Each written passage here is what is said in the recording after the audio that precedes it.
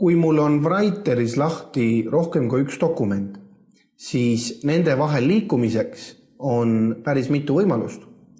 Ja vaatame nüüd lähemalt siit kahte peamist. Esimene võimalus on Writeri programmi enda akenmenüüs, kus siis kuvatakse lahti olevate dokumentide nimed.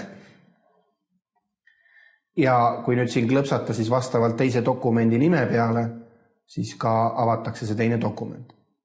Ja loomulikult on vastavalt siis ka võimalus kasutada operatsioonisüsteemi enda vahendeid akende vahel liikumiseks. Antud juhul näidis operatsioonisüsteemiks on meil Windows 7 ja näete, kui te liigute alla siia logo peale, kus on LibreOffice Writer, siis siit saab samamoodi valida, kumma dokumenti te tahate ja soovitud dokumendi peale siis klõps. Ja vastavalt sellele siis ka avatakse teile dokument.